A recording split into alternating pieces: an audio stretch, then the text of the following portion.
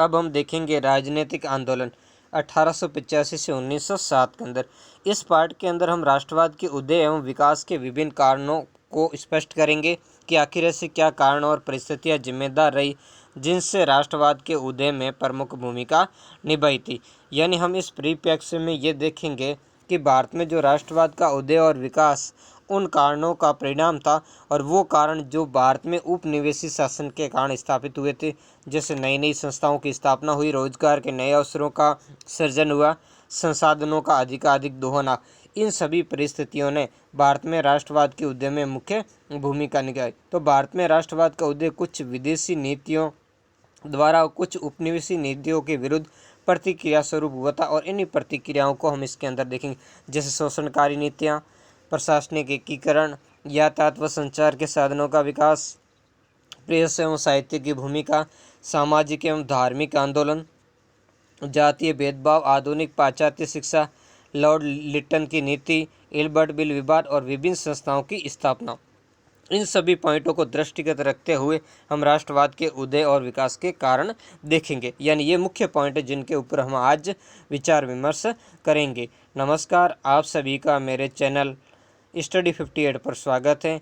Channel को subscribe करें और सब्सक्राइब करने के साथ साथ वीडियो को लाइक ज़रूर करें। तो अब देखेंगे इसको विस्तार से। तो 19वीं शताब्दी के उत्तरार्ध में भारत में राष्ट्रीय भावना के विकास के परिणाम स्वरूप कौन से आंदोलन का, राजनीतिक आंदोलन का क्या हुआ, सूत्रपात हुआ। भारतीयों में राजनीतिक आंदोलन के माध्यम से अंग्रेजी सत्ता से मुक्ति प्राप्त करने के लिए एक लंबा संघर्ष किया। यानी ये संघर्ष 1885 से लगाकर 1947 तक, जब भारत की आज़ादी तक चला था। अंग्रेजी शासनकाल में भारतीयों में राष्ट्रीयता की भावना के उदय के ये निम्न कारण थे। काफ़ी सारे जो कारण थे वो इनके लिए जिम्मेदार थे, और इनमें से हम कुछ कारणों के ऊपर अध्ययन करेंगे। इन कारणों में हम पहला कारण देखेंगे, शोषणकारी आर्थिक नीति। तो आधुनिक भारतीय राष्ट्रवाद का जो उद्देश्य है वो विदेशी प्रभुत्व को चुनौती देने के रूप में हुआ। यानी ऐसा हम कह सकते हैं, जो भारतीय राष्ट्रवाद है उसका उद्देश्य जो उपनिवेशी नीतियां हैं इनके विरुद्ध प्रतिक्रिया के स्वरूप में हुआ था। अंग्रेजी शोषणकारी आर्थिक नीतियों से भारतीय कृषि, अब कृषि के अंदर क्या किया जाना, कृषि का वाणिज्यीकरण कर दिया, जो खाद्यान्न फसलें उनका उत्पादन कम कर दिया, और अंग्रेजों ने अपने उद्योगों के कच्चे माल के लिए कुछ व्यापारिक फसलों का ही क्या किया, उत्पादन किया। परंपरागत उद्योग और हस्तशिल्प उद्योग क्या होने लगे, उनको नष्ट होने लगे, क्योंकि अंग्रेजों ने योजनाबद्ध तरीके से इनको नष्ट कर दिया, जिससे जो आत्मनिर्भर भारतीय जो ग्रामीण अर्थव्यवस्था थी उसको नष्ट कर दिया। इससे बड़ी संख्या के अंदर भारतीय लोग बेरोजगार हो गए थे। भारतीय समाज के आर्थिक ढांचे में भी क्या आने लगा, परिवर्तन आने लगा। सर्वप्रथम यह परिवर्तन भूमि और कृषि व्यवस्था के अंदर आया, जिसमें अंग्रेजों ने क्या किया था, भूमि का बंदोबस्त और कर व्यवस्था के द्वारा भूमि और कृषि का पूरा स्वरूप ही बदल दिया। गांवों की आत्मनिर्भरता को समाप्त कर दिया। अब गांवों की कुटीर उद्योग धंधे और परंपरागत उद्योगों को अंग्रेजों ने योजनाबद्ध तरीके से समाप्त कर दिया। इसके लिए उन्होंने क्या किया, भारतीय माल पर अत्यधिक कर लगाया, उनके जो निर्यात के अंदर अड़कने लगाई, और साथ में अंग्रेजी माल को यहाँ पर टैक्स फ्री कर दिया, और जिस कारण वो माल भारतीय माल से सस्ता हुआ। और भी बहुत सारी परिस्थितियों के कारण क्या हुआ था, अंग्रेजों ने भारतीय उद्योग धंधों को नष्ट कर दिया। तो इन सब से क्या हुआ, इन उद्योग धंधों को नष्ट करने से जो देश के विभिन्न वर्ग के लोग हैं, जिसमें किसान, व्यापारी, दस्तकार, मजदूर, बुद्धिजीवी, शिक्षित वर्ग, व्यापारी आदि सभी के हित हैं, इस विदेशी शासन की भेंट चढ़ गए। तो देशवासियों की अंदर ये विचार आया कि आधुनिक राष्ट्रवाद के विकास में कुछ न कुछ करना चाहिए हमें। तो ये इसी ने जो देशवासियों के आधुनिक जो राष्ट्रवाद है उसके विकास में योगदान दिया, क्योंकि सारे देशवासियों का यही मानना था कि देश में जब तक विदेशी शासन रहेगा लोगों के आर्थिक हितों पर कुठाराघात होता रहेगा, क्योंकि अंग्रेज अपने हित के लिए कार्य करेंगे, हमारे आर्थिक हितों का कभी ध्यान नहीं रखेंगे। यानी क्या हो गया, भूमि कर और लगान की जो राशि थी बहुत ही अधिक थी, जिसका वहन किसान नहीं कर सकते, और इसी कारण किसान निरंतर कर्ज के दलदल में दबे जा रहे थे। कृषि का वाणिज्यीकरण कर दिया, यानी अब किसानों पर विशेष प्रकार की फसलें, रुई और जूट को उत्पादन करने के लिए दबाव डाला जाने लगा। और ये फसलें किसके लिए थी, इंग्लैंड में कल कारखानों के लिए जो कच्चे माल की आवश्यकता थी उसके लिए थी। इससे भारतीयों का कोई हित नहीं था। तो इन सब को लेकर भारतीयों ने अब क्या किया, आंदोलन चलाने का जब समय आया तब उसमें क्या है, शहर से ये तैयार हो गए थे। जंगल कानून पारित करके, यानी जंगल कानून अधिकार पारित करके चारागाहों एवं जो जंगल हैं उसके प्रति जो नीति है उसको भी बांट दिया गया। जंगल की भूमि के उपयोग करने के अधिकार क्या होंगे, छीन लिए गए। ब्रिटेन के व्यापारियों के हितों में भारतीय उद्योग धंधों को क्या किया जाने लगा, अब नष्ट किया जाने लगा। ब्रिटिश नीति के परिणाम स्वरूप सबसे पहले भारत का वस्त्र उद्योग को नष्ट किया गया। अब क्या किया गया, इंग्लैंड से जो आयातित कपड़ा है उससे भारतीय बाजारों के अंदर भर दिया गया। यानी अंग्रेजों ने क्या किया, अपने उद्योग धंधों को संबल देने के लिए भारतीय जो कुटीर उद्योग धंधों के अंदर महत्वपूर्ण थे, भारतीय वस्त्र उद्योग, उसको पूरा नष्ट कर दिया। भारतीय जो जुलाहे हैं, जुलाहों को मरने के लिए लाचार कर दिया। ब्रिटेन ने अपने उद्योगों के विकास के लिए भारत को कच्चे माल के उत्पादक के रूप में परिवर्तित किया। इसके लिए कुछ विशेष वस्तुओं का उन्होंने उत्पादन किया जो हमने पूर्व पढ़ चुके हैं। अंग्रेजों ने ब्रिटेन के कारखानों में बनी वस्तुओं की खपत के लिए भारत को एक मंडी के रूप में उसको भारत को प्रयोग में किया था। भारतीय हस्तकार और शिल्पी बर्बाद होने लगे, क्योंकि अब जब उनके पास में निर्मित कपड़ा, अब उनसे एक तो निर्मित कपड़ा, अब अंग्रेजों ने निर्यात पर बहुत सारा कर लगा दिया, और जब इससे भी भारतीय कपड़े की जो लोकप्रियता पर कोई असर नहीं पड़ा, तब इंग्लैंड ने क्या किया था, अपने देश के अंदर भारतीय कपड़े की आयात पर क्या लगा दी थी, रोक लगा दी थी। और इधर भारतीय जो जुलाई थे उनसे मनमाने मूल्य पर वो कपड़े और उनसे संबंधित जो भी अन्य वस्तुएं होते वो खरीदते थे। और इसके अलावा रुई आदि चीज़ें वो लेकर के इकट्ठी करके कहाँ भेजने लगे, इंग्लैंड भेजने लगे। तो इस तरीके से दो तरफा मार भारतीय हस्तकारों और शिल्पियों को प्राप्त हुई, और जिससे उनको बर्बाद हो गए। ब्रिटेन के पूंजीपतियों ने कुछ विशेष जैसे चाय के बागान, कोयला खाने, रेलवे, बैंकों आदि में अपनी पूंजी लगाई, जिसमें रेलवे जैसे कुछ सेक्टर में उन्हें जो पूंजी लगाने के ऊपर ब्याज गारंटी भी दी गई थी। यानी जैसे रेलवे के अंदर उन्हें पूंजी लगाओगे तो आपको 5% बैंक की क्या मिलेगी, यानी ब्याज की क्या मिलेगी, गारंटी मिलेगी। तो इन सब से जब भारतीय उद्योग धंधे क्या हो गए, विनाश हो गया, यानी स्वदेशी उद्योगों के पतन से भारत में क्या हुई, गरीबी में वृद्धि हुई। यानी लोगों के हाथ में जो रोजगार का माध्यम था वो चला गया। तो यानी कृषक, शिल्पकार, दस्तकार, मजदूर, व्यापारी और काफ़ी सारे वर्ग, इसके साथ इनसे जुड़े हुए वर्ग क्या हो गए, बेरोजगार हो गए, और कुछ आत्महत्या को मजबूर हो गए, और कुछ भूख के कारण मृत्यु को प्राप्त हो गए थे। अंग्रेजी शासन में भारतीय समाज में एक नए वर्ग का उदय हुआ। अंग्रेजों की शोषण की नीति से इस वर्ग के आर्थिक, राजनीतिक और सामाजिक हितों का क्या किया, एकीकरण किया। और मजदूर, पूंजीपति, व्यापारी, बुद्धिजीवी और मध्यम वर्ग आदि में क्या आई, राष्ट्रीय चेतना की भावना आई। इन्हें यह लगा कि अगर इस तरीके से रहे तो ये क्या होगा, विदेशी शासन धीरे धीरे करके हमें समाप्त कर देगा। और इन सभी के बीच में अपनी समस्याओं की वास्तविक जड़ इन्होंने क्या माना, उपनिवेशी शासन यानी विदेशी शासन को माना। इसी कारण इन्होंने विचार किया जब तक ये विदेशी शासन रहेगा लोगों के आर्थिक हित इसी तरह कुचले जाते रहेंगे और आखिर हमारे हाथ कुछ भी नहीं आएगा। तो इस कारण इनमें हुआ राष्ट्रीयता की भावना जगी कि इसका प्रतिकार किया जाए। दूसरा हम कारण देखेंगे प्रशासनिक एकीकरण। हालांकि ये प्रशासनिक एकीकरण अंग्रेजों ने अपने फायदे के लिए किया था, लेकिन ये आगे चल कर के भारतीयों के लिए काफ़ी महत्वपूर्ण सिद्ध हुआ था। तो अंग्रेजों ने क्या किया, भारत के अंदर जो अपना साम्राज्य है उसके विस्तार किया। उसका विस्तार उत्तर में हिमालय से लेकर के दक्षिण में कन्याकुमारी, पूर्व में असम से लेकर पश्चिम में खैबर दर्रे तक ब्रिटिश साम्राज्य स्थापना था। इतना साम्राज्य न तो मौर्यों ने स्थापित किया, न ही मुगलों ने स्थापित किया था। इसके अलावा कुछ भारतीय राज्य थे वो सीधे ब्रिटिश शासन के नियंत्रण में थे, और जो अन्य जो देशी रियासत थे वो अप्रत्यक्ष रूप से थी। लेकिन ब्रिटेन ने इन सब को अपनी तलवार के बल पर एक झंडे के तले एकत्रित किया। यानी अनजाने में ही अंग्रेजों ने भारत के एकीकरण के लिए महत्वपूर्ण कार्य किया था। अंग्रेजी सरकार ने अपने हितों के लिए एक समान कानून और एक प्रकार की न्याय व्यवस्था स्थापित की। एकीकृत प्रशासनिक व्यवस्था से भारतीय लोगों में पारस्परिक क्या बंधा, संपर्क बढ़ा, जिसके परिणाम स्वरूप भारतीयों में राष्ट्रीयता की भावना का। अब अंग्रेजों ने क्या किया, इस संपूर्ण क्षेत्र में अपना प्रशासन दक्ष कार्यपालिका, संगठित न्यायपालिका, संहिताबद्ध दीवानी और फौजदारी कानून जो बनाए, और इन पर दृढ़ता से उन्होंने क्या किया, अमल किया। और ये सारे कानून भारत के एक कोने से दूसरे कोने तक समान रूप से लागू होते थे। तो इन सब के कारण भारतीयों को क्या किया, प्रशासनिक एकीकरण आया, और इसी प्रशासनिक एकीकरण से भारतीयों को भी अप्रत्यक्ष रूप से एकीकृत कार्य यानी देश को अप्रत्यक्ष रूप से एकीकृत करने का कार्य किया था। अगला जो हम पॉइंट देखेंगे वो यातायात एवं संचार के साधनों का विकास। तो रेलवे और मोटर तथा आवागमन के अन्य आधुनिक साधनों ने सामाजिक स्तर पर भारतीयों को एक सूत्र में बांधने का मुख्य योगदान किया। यानी अंग्रेजों ने कोई यातायात के साधनों इनको कोई भारतीयों के लिए नहीं विकास किया। अंग्रेजों ने अपनी प्रशासनिक सुविधा के लिए, सैन्य रक्षा उद्देश्य और आर्थिक जो व्यापन है तथा व्यापारिक शोषण की अपनी नीति है, उस नीति को ध्यान में ही रखते हुए इन परिवहन के जो साधन है उन साधनों का क्या विकास किया। इसके अलावा उन्होंने जो रेलवे मार्ग का क्या किया, विकास किया, और इसी रेलवे ने देश को एक सूत्र में बांधने का महत्वपूर्ण कार्य किया था। 1850 के बाद में भारत के अंदर जो रेलवे लाइन इनको बिछाने का कार्य प्रारंभ हुआ था। तो रेलवे के अपने लाभ अंग्रेजों के लिए थे, जैसे कैसे आवागमन के साथ अंग्रेजी साम्राज्य की सुरक्षा के माध्यम से, किंतु भारतीयों को राजनीतिक आंदोलन के लिए संगठित करने का कार्य किया। तार, डाक आदि संचार के साधनों ने विचारों के आदान प्रदान और राजनीतिक आंदोलन के कार्यक्रम निश्चित करने के लिए भारतीयों को क्या पहुंचाई, सहायता पहुंचाई।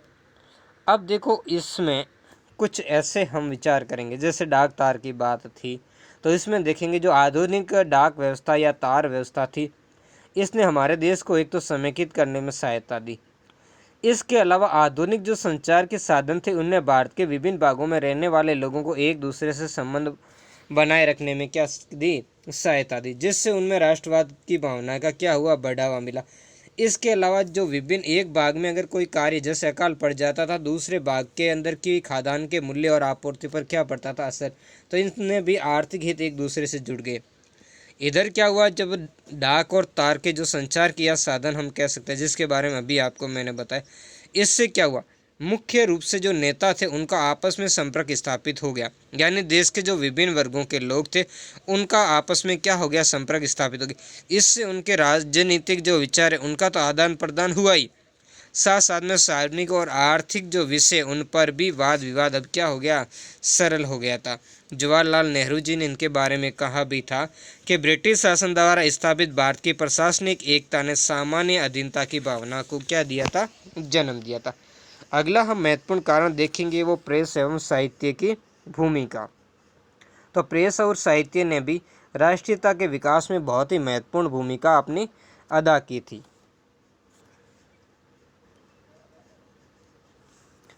प्रेस ने राष्ट्रीय चेतना के उदय में महत्वपूर्ण योगदान दिया था। इसने लोगों को राजनीतिक शिक्षा प्रदान की, आर्थिक और राजनीतिक विचारों का क्या किया, प्रचार किया। ब्रिटिश सरकार के शोषणकारी नीतियों और कार्रवाइयों की इसने क्या की, आलोचना की। अंग्रेजों के दुर्व्यवहार, भारतीयों के साथ जातीय भेदभाव आदि के समाचार मुख्य रूप से समाचार पत्रों में छपने लगे थे, और समाचार पत्रों के माध्यम से जनता के मध्य जनतंत्र, प्रतिनिधि सरकार, स्वाधीनता आदि के विचारों का क्या हुआ था, प्रचार हुआ था।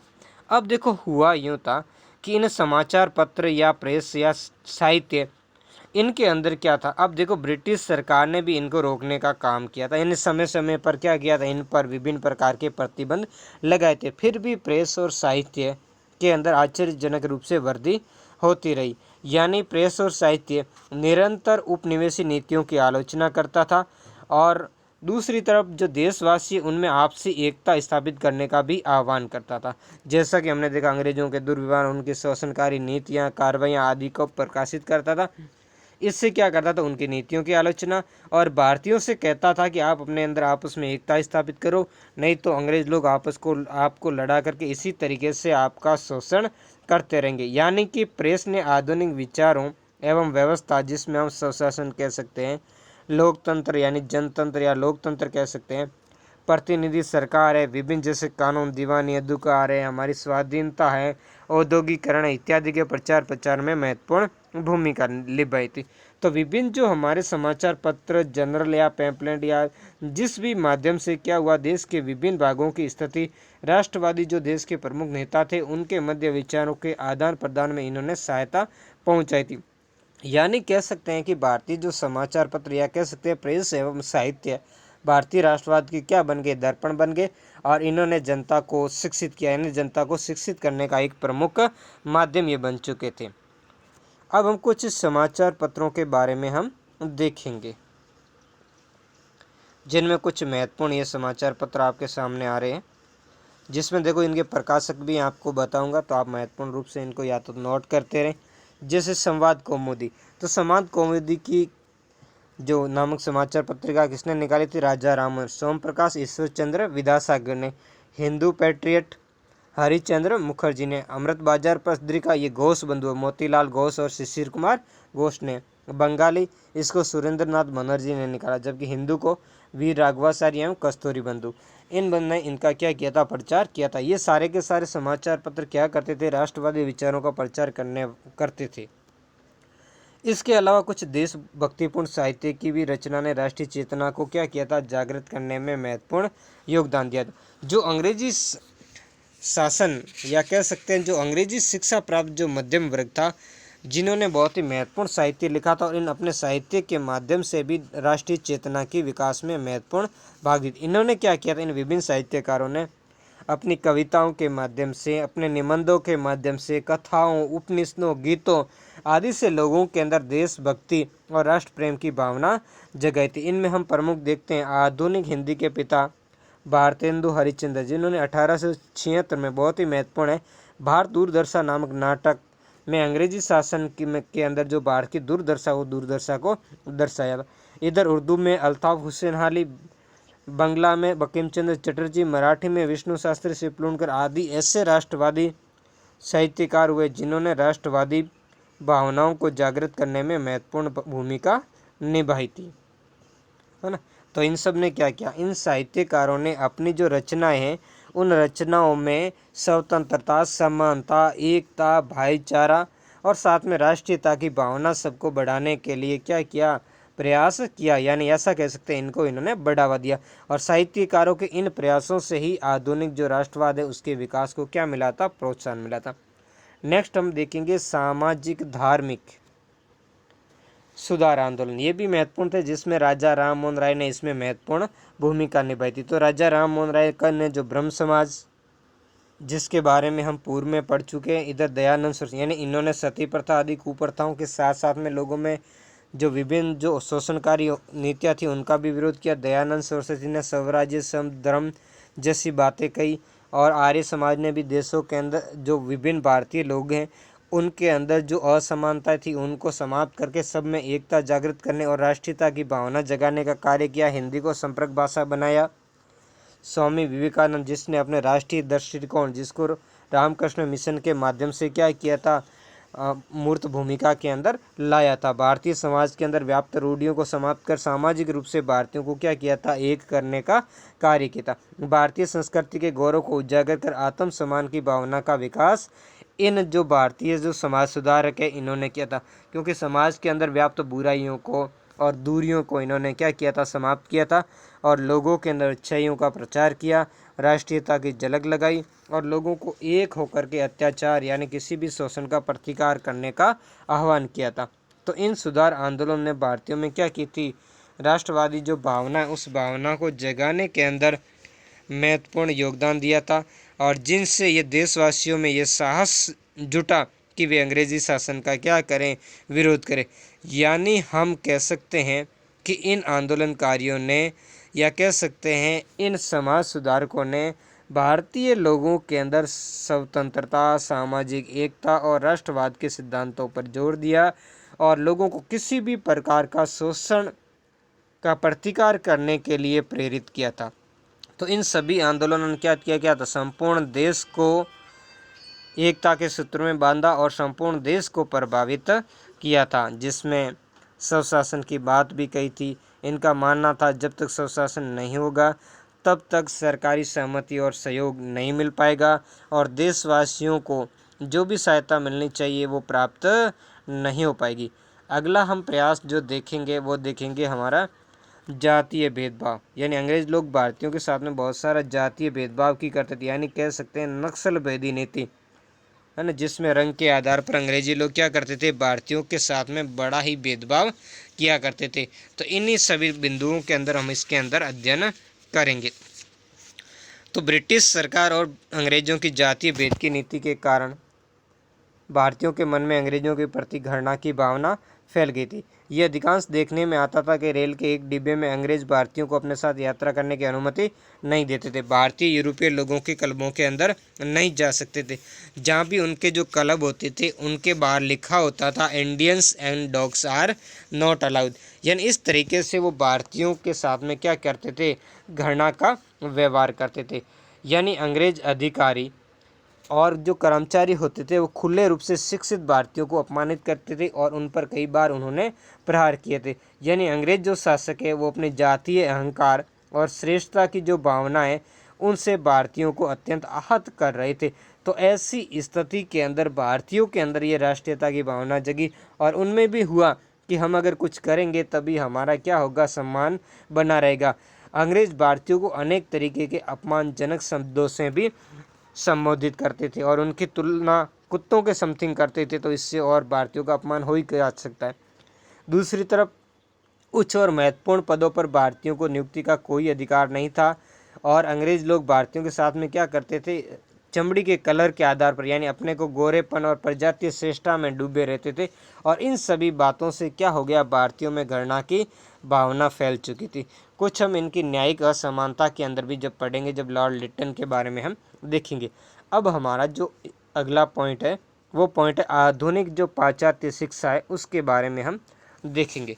तो आधुनिक जो पाश्चात्य शिक्षा क्या थी, यानी जब से अंग्रेज भारत में आए उन्होंने क्या किया, शिक्षा के क्षेत्र में एक आधुनिक प्रणाली लेकर आए, उसका प्रचलन किया और जिसके माध्यम से आधुनिक पाश्चात्य विचारों को अपनाने में क्या मिली, मदद मिली। और इसी से भारतीय राजनीतिक चिंतन को भी क्या मिली थी, नई दिशा मिली थी।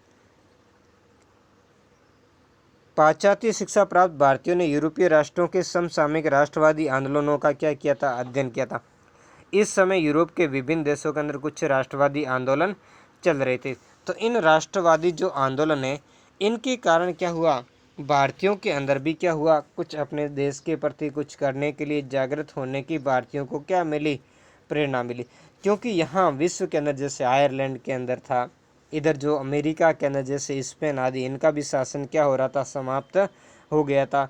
इधर कुछ भारतीय जिन्होंने इंग्लैंड की भी शिक्षा प्राप्त करने की यात्रा की थी और पाश्चात्य जो शिक्षा है उसके प्रचार के कारण भारतीय मैजिनी, गैरीबाल्डी है और भी बहुत सारे जैसे Bentham, शीले, Milton, Spencer, Stuart Mill जैसे बहुत सारे विद्वान, रूसो, वाल्तेर आदि उनके अतिवादी और पाश्चात्य विचारों से वो भी क्या हुए, परिचित हुए, यानी इनके कार्यों से प्रभावित हुए, जिसमें बरक मिल आदि हमने देख लिया, परिचित हुए और एक मजबूत एवं एकताबद्ध भारत बनाने का इसका प्रयास किया। यानी इन सब के कारण जो भारतीय बुद्धिजीवियों के अंदर स्वतंत्र राष्ट्रीयता एवं सुशासन की भावनाएं जगा दी थी और उन्हें अंग्रेजी साम्राज्य का अब विरोधाभास ये खलने लगा था।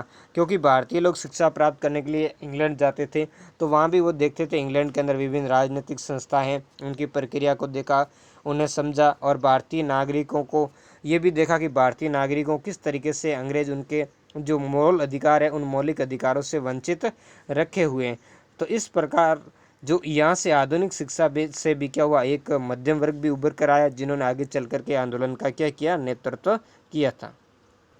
अगला हम देखेंगे लॉर्ड लिटन की प्रतिक्रियावादी नीति, यानी लॉर्ड जो लिटन है उस समय का जो भारत का जो वायसराय था, इसने किस तरीके से अपनी प्रतिक्रियावादी नीति के द्वारा भारतीयों को क्या किया था, उसमें जाने अनजाने में भी इसने राष्ट्रीयता की भावना को जगा दिया। तो गवर्नर जनरल लॉर्ड लिटन के कार्यों ने भारतीयों में असंतोष की क्या कर दी, भावना भर दी। यानी इसकी बहुत सारी प्रतिक्रियावादी नीति थी, उसमें इसने क्या किया था, इनकी प्रतिक्रियावादी नीतियों में 1877 में जब भारत के अंदर भयंकर अकाल पड़ा था, उसी समय दिल्ली के अंदर जो दिल्ली दरबार आयोजित किया गया, जिसमें जो ब्रिटेन की महारानी विक्टोरिया को भारत की सम्राज्ञी घोषित किया गया। यानी इस जो भव्य दरबार है, इस भव्य दरबार के अंदर पैसा पानी की तरफ बहा गया और दूसरी तरफ भारतीय लोग क्या कर रहे थे, भूख से मर रहे थे। तो इससे लोगों के अंदर भी इन अंग्रेजों के प्रति घृणा फैल गई और कहा कि अगर इस तरीके की शासन व्यवस्था को हम नहीं बदलेंगे तो इससे भी कठिन परिस्थितियां हमारे सामने उपस्थित हो जाएगी। 1878 ईस्वी में वर्नाक्युलर प्रेस एक्ट, जिससे देसी भाषा अधिनियम यानी समाचार पत्र पत्रिकाओं का मुंह बंद करने वाला कानून के नाम से भी जाना जाता है। तो इस एक्ट के द्वारा क्या कर दिया गया, भारतीय जो समाचार पत्र है उन पर प्रतिबंध लगा दिया गया, उन्हें बंद कर दिया गया। 1878 ईस्वी में शस्त्र एक्ट लाया गया, जिसके द्वारा भारतीयों को शस्त्र रखने पर प्रतिबंध लगा दिया। उनसे लाइसेंस नहीं दिए गए, किसी के पास लाइसेंस थे भी तो उन्हें क्या कर दिया गया, निरस्त कर दिया गया, और भारतीयों से जो शस्त्र है उनको वापस जमा किए जाने लगा। तो इन सभी बातों को लेकर के क्या क्या देशवासियों के समक्ष जो अंग्रेज सरकार है उसने अपनी वास्तविक मंशा उजागर कर दी कि वो आखिर करना क्या चाहते हैं, और इससे अंग्रेजों के विरुद्ध जनमत को तैयार किया था। अगला हम पॉइंट देखेंगे कि ऐसी बहुत ही महत्वपूर्ण घटना अगली हुई थी, वो हुई थी इल्बर्ट बिल विवाद। इसने भी भारतीयों के अंदर क्या था, राष्ट्रीयता की भावना जगाने में बहुत ही महत्वपूर्ण रोल अदा किया था। इल्बर्ट, तो ये किस उस समय भारत के वायसराय थे लॉर्ड रिपन। तो लॉर्ड रिपन के समय एक कानून लाया गया, और इस कानून में बहुत ही महत्वपूर्ण, इस कानून को लेकर ही भारत में एक विशिष्ट समस्या उत्पन्न हो गई थी। तो लॉर्ड रिपन के समय 1883 में इसकी परिषद के विधि सदस्य थे पीसी इल्बर्ट। इसने एक विधेयक प्रस्तुत किया जिसे इल्बर्ट बिल के नाम से जाना जाता है। इस प्रस्ताव में भारतीय न्यायाधीशों को यूरोपियों के मुकदमों का निर्णय करने का अधिकार दिए जाने का प्रावधान था, किंतु यूरोपीय विरोध के कारण ये बिल पारित नहीं होगा। अब क्या था कि इसके अंतर्गत जो न्यायिक जो असमानता है उसको समाप्त करने का प्रयास, बहुत ही अच्छा प्रयास लॉर्ड रिपन ने किया था। यानी लॉर्ड रिपन के इस प्रस्ताव के अंदर भारतीय जो मजिस्ट्रेट है उनको यूरोपीय अधिकारियों के मुकदमे चुनने का अधिकार था। ये देने की कोशिश जब लॉर्ड रिपन ने की, तब क्या हुआ, संपूर्ण यूरोपीय लोग यानी भारत के और इंग्लैंड के अंदर जितने भी अंग्रेज थे उन्होंने संगठित होकर के क्या किया, तीव्र आंदोलन किया, और इस कारण सरकार को इस प्रस्ताव को संशोधित करना पड़ा। तब भारतीयों ने को लगा यार कि अंग्रेजों ने इस तरीके से विरोध किया, तब उनके क्या हुआ, कानून में बदलना पड़ा। तो हम भी अगर संगठित होकर के, क्योंकि अंग्रेजों के मुकाबले हम अधिक संख्या में, अगर हम भी संगठित होकर के विरोध करेंगे तो अंग्रेजों को देश छोड़ना पड़ेगा, या ऐसे कानून भी अंग्रेजों को बनाने पड़ेंगे जो हमारे हित में हो और हमें अधिक से अधिक सुविधाएं प्राप्त होगी। तो इससे क्या हो गया, काले और गोरे लोगों को लेकर विवाद खड़ा हुआ, और इससे स्पष्ट हो गया कि अंग्रेज रंग के आधार पर भारतीयों से कितनी घृणा करते। इस बात से भी भारतीयों में राष्ट्रीयता की भावना को जगाने में महत्वपूर्ण ध्यान दिया। यानी भारतीयों को ये लगा कि अंग्रेज हमसे कितनी नफरत कर रहे हैं, और इससे भारतीयों को संगठित होकर के आंदोलन करने की उनके अंदर प्रेरणा हुई थी। एक अंग्रेज थे, उनके विचार मैं आपको सुनाता हूँ, जिन्होंने किस तरीके से कहा था। जियो टेवलियन, जिन्होंने 1864 के अंदर कहा था, इसी इल्बर्ट बिल से पहले की बात है, तब कहा था कि न्यायालयों में एक भी अंग्रेज के साक्ष्य का वजन अनेक हिंदुओं के साक्ष्यों से ज़्यादा होता है। ये ऐसी परिस्थिति है जो बेईमान एवं लालची अंग्रेजों के हाथों में सत्ता का क्या देती है, भयंकर उपकरण रख देती है ना। यानी इस उपकरण से फिर वो क्या करते हैं, अंग्रेज भारतीयों का शोषण करते हैं। अगला हम देखेंगे विभिन्न संस्थाओं की स्थापना, ये इसका अंतिम पॉइंट है, और इस पॉइंट के अंदर हम देखेंगे विभिन्न जो राजनीतिक संस्थाएं स्थापित हुई उन्होंने किस तरीके से भूमिका दिखाई। हालांकि इस राजनीतिक संस्थाओं को हम विस्तृत रूप से अगले पार्ट के अंदर देखेंगे, लेकिन इनके मोस्ट ऑफली इनके नाम देख लेते हैं। जैसे ईस्ट इंडिया एसोसिएशन है, तो ईस्ट इंडिया एसोसिएशन की स्थापना दादा भाई नौरोजी ने की थी। पूना सार्वजनिक सभा महादेव गोविंद रानाडे और आदि उनके साथियों ने। इंडियन एसोसिएशन सुरेंद्र नाथ बनर्जी और उनके साथियों ने की थी। मद्रास महाजन सभा वीर राघवाचार्य आदि उन्होंने की थी, उनके साथियों ने।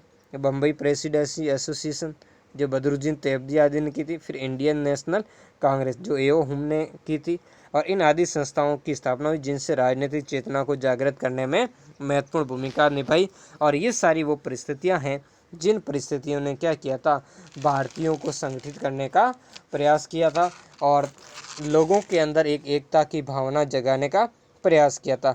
तो मोस्टली आपके लिए कुछ क्वेश्चन हैं जिनका जवाब आपको कमेंट बॉक्स के अंदर देना है। पहला आपके लिए प्रश्न है कि सुभाष चंद्र बोस ने अस्थायी सरकार गठन की घोषणा कहाँ पर की थी। आपके लिए दूसरा प्रश्न है कि सूर्य सेन को किस नाम से जाना जाता है। तो इन दो प्रश्न का जवाब आप कमेंट बॉक्स में दें। हम मिलते हैं नेक्स्ट पार्ट के अंदर, जिसके अंदर हम 1885 से पूर्व की स्थिति और विभिन्न संगठनों के बारे में अध्ययन करेंगे। फिर कांग्रेस के बारे में पढ़ेंगे और उससे आगे और भी बहुत सारी संस्थाओं के बारे में जानेंगे। तो धन्यवाद, आज के वीडियो में इतना ही। मिलते हैं नेक्स्ट वीडियो में नए टॉपिक के साथ।